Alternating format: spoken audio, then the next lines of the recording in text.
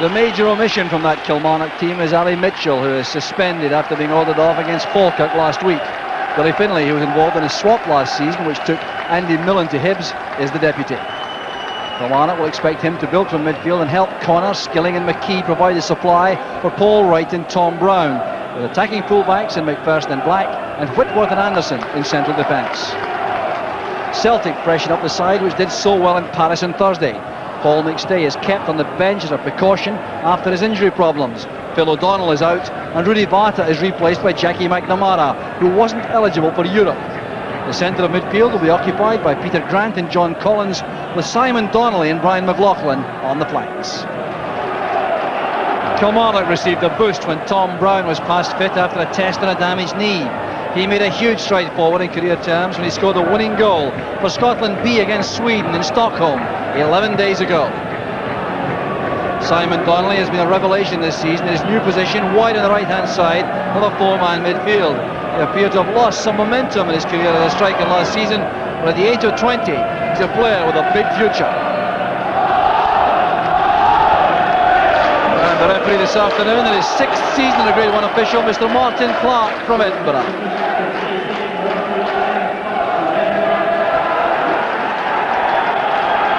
Kilmarnock undefeated in October, kick off in their very natty chain strip to avoid any possible colour clashes. Simon Donnelly backtracking fast for Celtic, who in turn are defending a 100% away league record. They've won 4 matches out of 4 so far in the league away from Celtic Park. But Kilmarnock playing with renewed confidence after their dreadful start this season. They've now won 2 in a row after a draw against Partick Thistle stopped the rot created by 4 straight defeats at the start of the league season. Very tough task this for Celtic, coming back so quickly from Paris, playing there Thursday night, delayed coming home, getting back to Glasgow at 5 o'clock on Friday morning. John Hughes made that mistake with the pass. So possession back with Kilmarnock, who will undoubtedly look for a fast start, I think, to take advantage of any lethargy which may be in the Celtic ranks. McKinley's headed clearance. The key to Whitworth. Great play by Whitworth. The Manchester United connection almost paid off there for Kilmarnock. Kevin McKee set that up for his partner Neil Whitworth, who joined him from Manchester United at Kilmarnock last season. Gavin Hoydonk's layoff. Here's McNamara. Hustled there by Brown.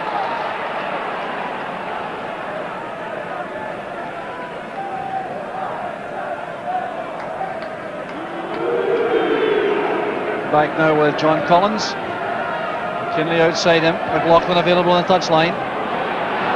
Good running by McLaughlin. Halted brilliantly though by Gus McPherson. Timed that tackle very well indeed. This is Collins. Tom's return pass.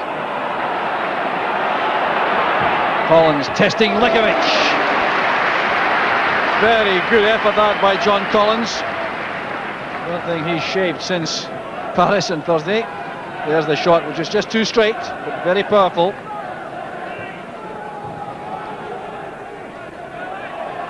Boyd doing well, withstanding the challenge by Tom Brown. That's Skilling, turning away from McLaughlin. Finlay back there to Connor, on the far side is McKee. For the break of the ball. Headed away by Hughes, who felt that all right. McPherson.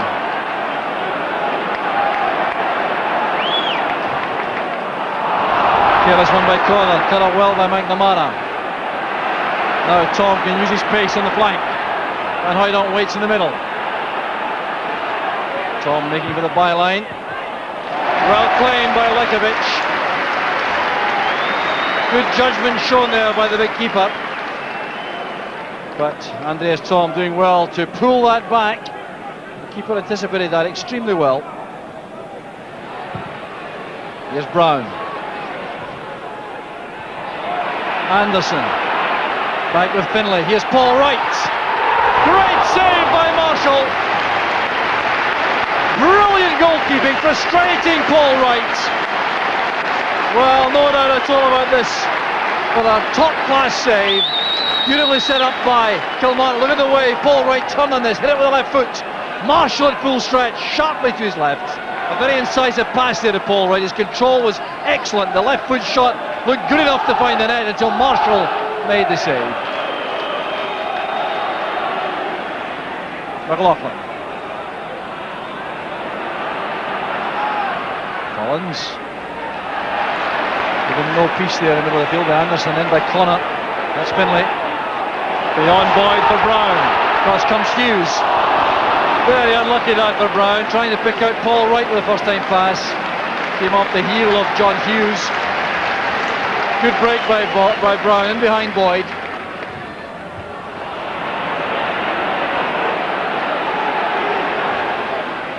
Right towards McKee. Only Brown in the box at the moment for Kilmarnock. Others arriving later. Here's Billy Finlay. Worth the first time effort. Came off McKinley. Well, the high ball coming across here. Billy Finlay looking to take this first time in the volley. Difficult chance, and it came back off McKinley.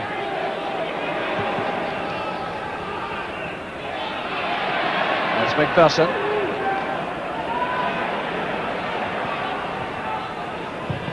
McPherson played it in early. Hughes with a headed clearance straight to Skilling. Well, he starts to the shot. Yeah, a little more time, I think, than he realised for that. Could have set himself better, I think. Looking for his first goal of the season. There's Josh McKinley, still struggling a bit with that left knee injury. Now Tom. Cut off by Anderson. So John Collins with the outswinger.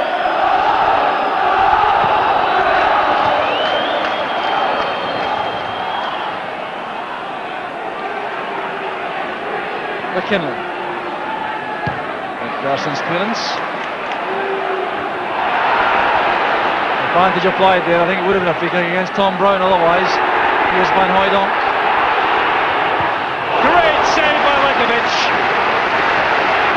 The keeper stood up brilliantly to that.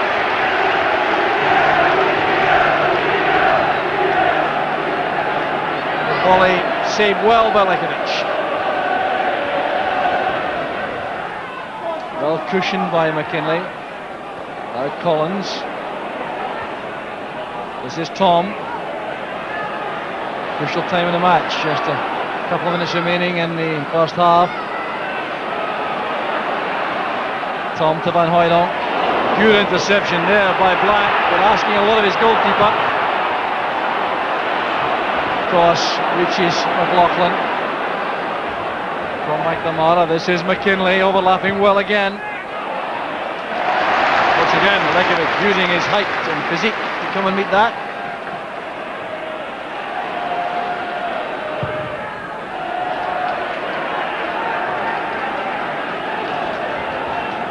Alec Todd unhappy, I'm sure, here by the fact that his team has been pegged back a little in the last few minutes in defence, having dominated for the bulk of the first half. Oh, the referee brings a fiercely competitive first half to an end. The fact that there are no goals as yet is because of heroics in goal. Gordon Marshall pulling off the best save of the first half from Paul Wright. And Drago Jelekovic also providing an excellent stop from Pierre Van Hooijdonk. At half-time, it's Kilmarnock 0, Celtic 0. Well, Celtic get it underway in the second half, and it's to be hoped perhaps that some of these tempers cool down a bit during the interval. Things heating up a bit towards half-time. And referee Clark was at full stretch to keep things under control. Here's McNamara breaking on the right. Good play from Celtic. Very well played by Lekovic. The big keeper has performed extremely well in the match so far. He's had his critics, but he could be complimented for this one. Breezy ball, well held. Collins once again. Played in there by McKinley. Van Hooijdonk attacks the ball. But again, he attacks it without real conviction. There was no real power in that header at all. Certainly gets to the ball pretty well, Van Hooijdonk here, but once again, there's no real power. There's activity now on the bench for Celtic. Paul McStay coming on. He'll replace Brian McLaughlin, who's had a very thin time of it this afternoon. So Paul McStay simply being looked after this afternoon after his efforts in the Parc des Princes on Thursday night after his injury problems. Spared until this moment. Warmly welcomed by the Celtic supporters. So the club captain comes on with instructions for Tom.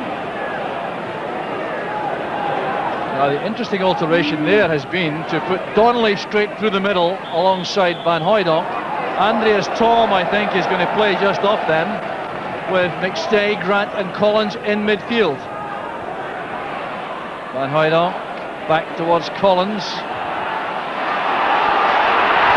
And Collins appear to be held by Black. The referee's holding him this, nor did the linesman. He's making it clear to the referee he's done nothing wrong with that. But that might well have been a life for Kilmarnock there. John Collins appeared to be pinned down there inside the box by Tom Black. We'll see this again here. Black was there, now there's Collins surely held back. It appeared to be. No penalty given.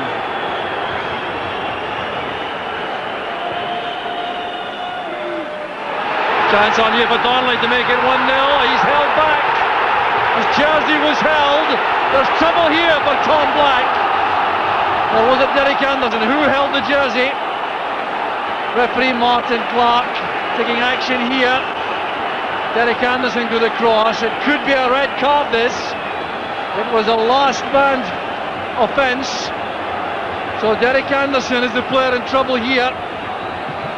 And watch the colour of card, it could be red.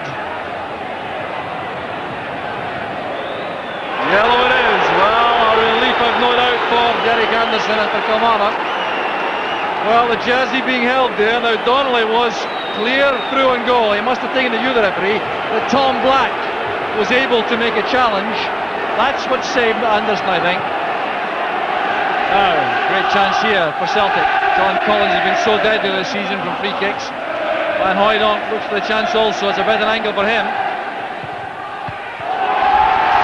Well, he got it past the wall, but Likovic looks the calmest man on the field. His positioning was good enough to make that look easy. Well enough struck by Van Hooijdonk.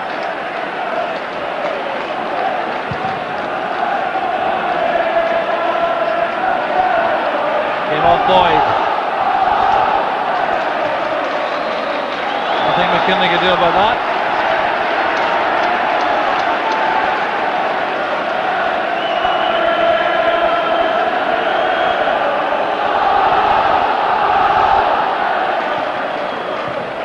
Well, Kilmarnock have certainly lost their way in the second half as an attacking force. Celtic more and more into the match now. Normally very fast starters, but that perhaps not so likely after their labours on Thursday evening. Here's Donnelly now to McNamara. Celtic warming to the task here. Good block by Black. This is McKee.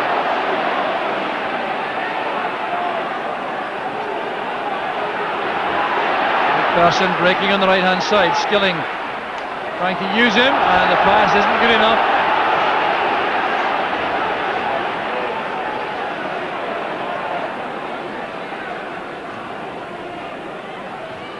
Collins forward. This is Tom. Van Hooijdonk and Donnelly to his left, now to his right. Possession retained well. This is McKinley. Connor's header, collected by Collins. Holding off Brown. Tom. Collins again. Fouled by Finlay.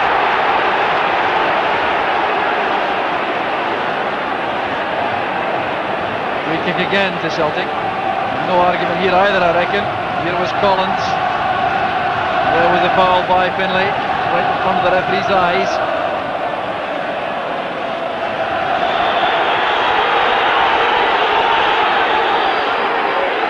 Referee's now satisfied. Another great save from Likovic. Superb free kick from Collins. The big keeper's having a day out, all right. From this angle you'll see how well he gets across. His positioning was good initially.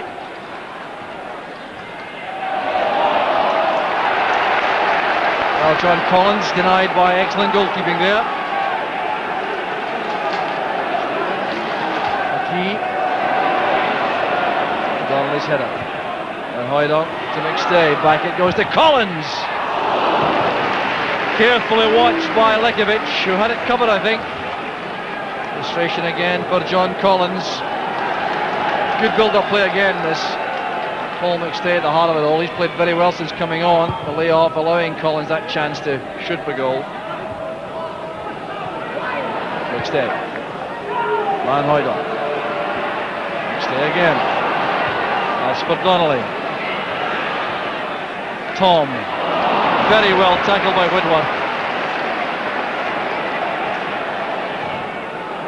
Finlay playing it forward hopefully. That's the way the game has changed in the second half. In the first half, Kilmarnock seemed to be making more precise, shorter passes, keeping the ball. Whereas in this half, they're going for long, hopeful balls to the front two, which really are cutting no ice. Alec Totten, I think, will be very concerned about that.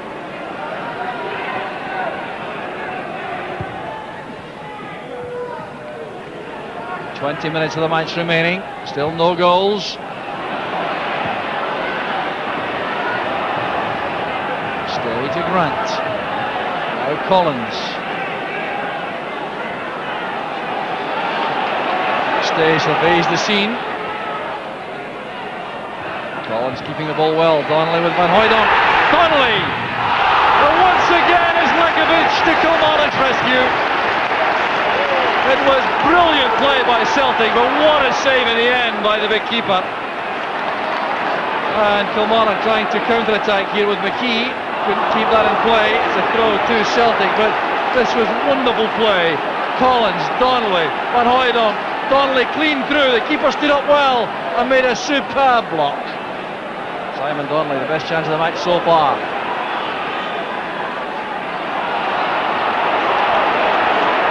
Here's McKee.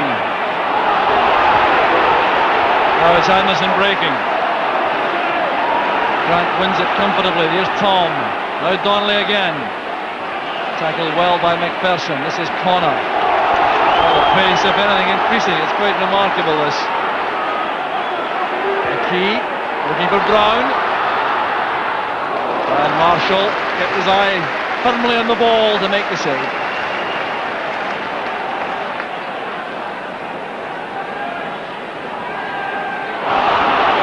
McStay breaking for Celtic. On the far side is Collins.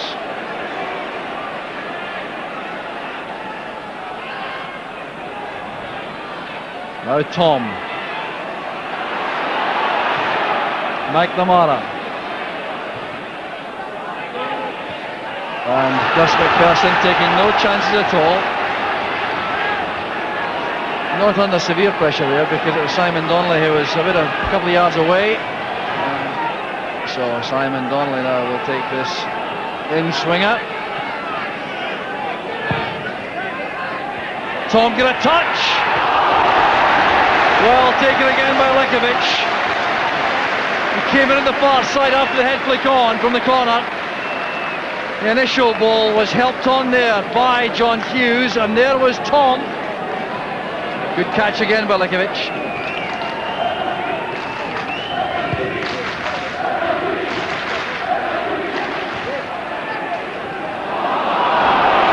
Skilling in trouble. Collins takes over. These are tense moments. Josh McKinley trying to take on McPherson for pace, but that's not on in that position. The best Celtic gets a throw in.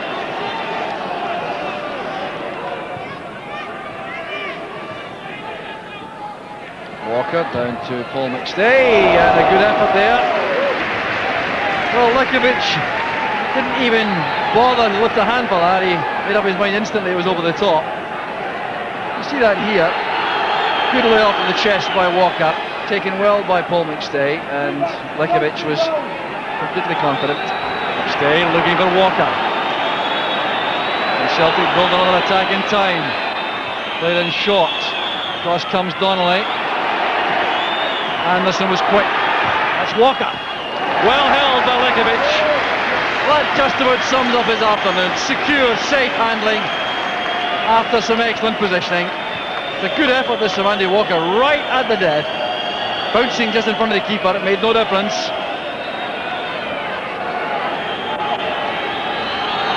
Lekovic lashing the ball upfield, and referee Martin Clark brings the match to an end. Kilmarnock really have survived to earn a point. Simon Donnelly will be very upset indeed about passing up the best chance of the match. It came 26 minutes into the second half, and he was denied by Dragoljub Lekovic, who had an outstanding match in goal for Kilmarnock, confounding any remaining critics he had, and he's the man who stood between Kilmarnock and defeat for sure in the second half, dominated by Celtic. The final score is Kilmarnock 0, Celtic 0. Celtic's a fine side. The movement off the ball is very good, but I felt the first half we played very well. A bit unlucky with a couple of good shots at goals. The second half, I've got to say, belonged to Celtic. I thought their movement was good and they played very well the second half. Did you expect them to be slow at the beginning after their trip to Paris in midweek? Oh, I've watched Celtic this season already, and I think they're a very fit side. Tommy's got them playing good football, they're very sharp, a lot of good players there, but Kilmarnock's a lot of good players as well. And I say the first half especially, I was very pleased with the play. I felt we got penetration, we got good balls in the box. Paul Wright was very unlucky, had a tremendous shot and a great save with Gordon Marshall. We could have been 1-up at that particular time. The game did appear to turn quite markedly in the second half. What do you think was the main element in making that happen? Well, I say you've got to give credit to Celtic. Celtic kept possession very well. I felt when we got the ball, we gave it away. And against teams such as Celtic, you can't afford to do that. And that was a big problem.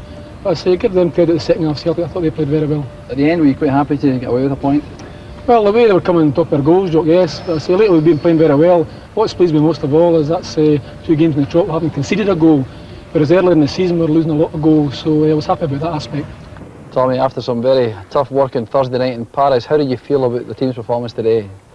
Well, I think, obviously coming to Kilmarnock, it's a difficult fixture. I feel that looking at the performance, I felt first half it was pretty even, very evenly contested. But I felt second half we've totally dominated the game, playing a lot of good stuff. We've made good chances and we've missed them, and that's a disappointing thing. But as I say, the players haven't had the best preparation for this game. But I don't think it was shown today in the way they went about their business. I thought that their performance overall was very, very good. Is there some concern on your part though, Tommy? You played so well in the second half particularly today without getting any reward for that. You're drawing matches which really you should be winning. Yeah, I mean, I think that's right, but I think that's been the case for a long time here. But for a long time here they were drawing games and no playing well in the games either.